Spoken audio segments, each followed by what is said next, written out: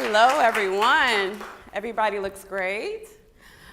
I wanted to talk about a conversation I recently had over the weekend. A friend called and was talking about how unhappy she was with her current position. How each day for the last 3 months has become emails, works on a project, and then she eats lunch. Repeat again until she leaves. How many of us can honestly say we've experienced that kind of work day? Okay, I'm not the only one, thank you. But what I wanted to relay to her was that happiness is not where you work and where you are. It's about starting with yourself and your journey and your determination for what you want out of life. The experiences that we go through, even at work, are not always just about career growth. Sometimes it's simply just for personal and mental growth, to build character, you know? I did get curious, though, and I looked up some information about happiness, which I'm glad Leah also went over. But this one was a Gallup study that was conducted through surveying 140 countries. In 140 countries, they surveyed about 180 million employees, and only 13% reported that they are happily engaged at work. Let me repeat that one more time. 13% of 180 million employees in 140 countries reported that they were happily engaged at work. Aren't you happy you work for Belk? Well, it got me wondering, and it made me think about my past experiences in the work industry. It also got me interested in talking to people who were actually engaging and having a great relationship and environment within their workplace. The numbers really blew me away with the 13%. I really got curious about finding out how we can adjust our day to fit how we want our happiness to be.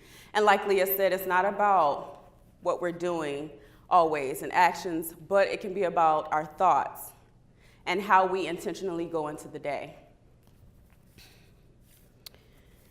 My goal became to relate to people how they can do that, and from my past experiences, I have found 3 ways that were successful for me, from the time I was in banking to coming back to retail industry in New York to coming back here to Charlotte at Belk.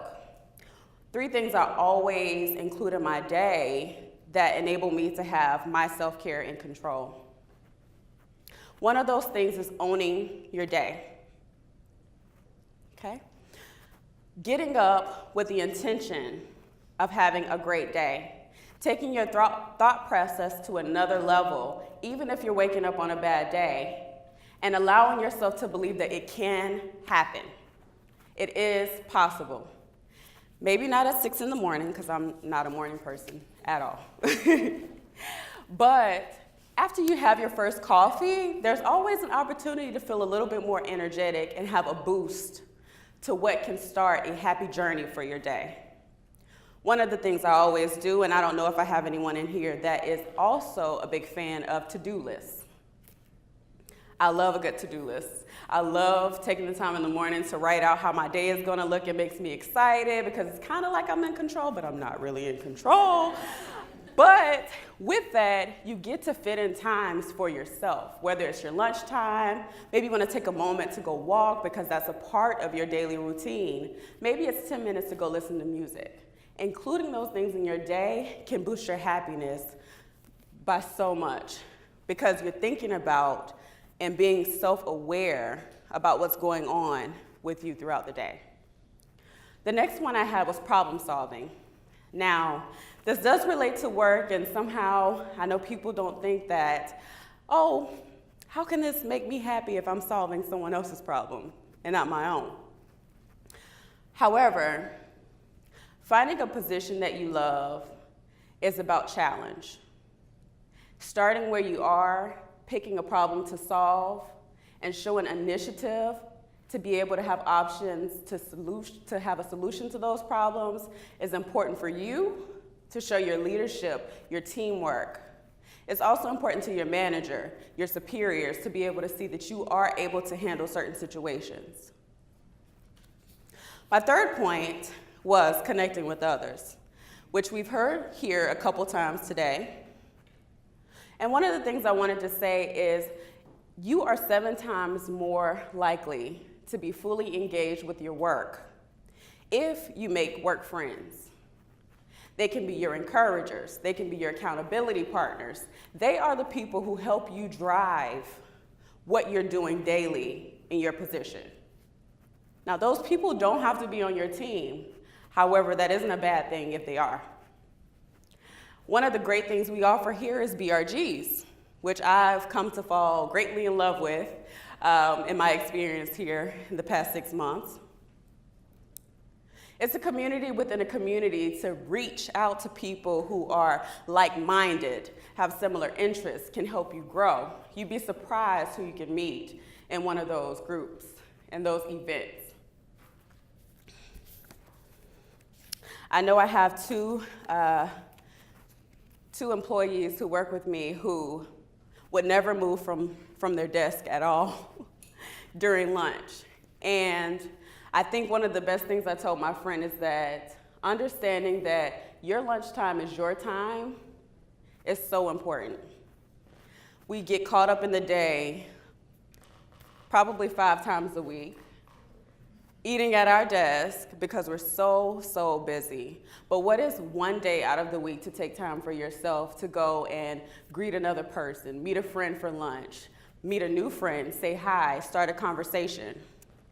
They are all imperative to what can be a happy day for you. In conclusion, I believe that making each day count is so important. Again, happiness is not where you are. It's simply how you start your day, how intentional you're living, how you want your happiness to be, and want it to look like. I feel like owning your day, problem solving, and also connecting with others is a great place to start if you have no clue where to start. And I know we all have our bad days. Some days we don't want to talk to people. Sometimes we need to check in with each other or check in with ourselves to make sure we're being fair to ourselves and giving ourselves a little bit of time. As a suicide prevention advocate, I have to teach my students consistently that your life is valuable. Your happiness is valuable and important. It's so hard for us sometimes to think about ourselves because we're taking care of other people, even in work. We're taking care of projects. We're taking care of, tasks that need to be done. But it's okay to take time and stop for yourself, to take care of yourself for a moment. One of the things I did when I went to my first quarterly meeting was give myself a challenge. And it's something I think you all can do, even the quiet ones. Give yourself a connecting with others challenge. The first quarterly meeting I went to, I challenged myself to talk to 3 to 5 people in hopes that one of those people would be someone interesting enough for me to have a conversation with past that point. I succeeded. I met someone who was in a position that I also wanted to be in once I graduated college.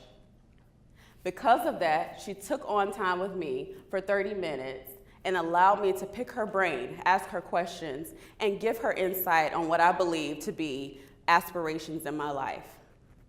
Now, while I found out that position was not for me at all in the end, I did realize that our open door policy here is awesome.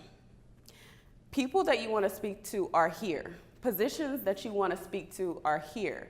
Giving yourself an opportunity to talk to those people, pick their brain, allow them in, and give you advice can not only boost your happiness, but boost your career growth. Remember that opportunities and growth here are limitless.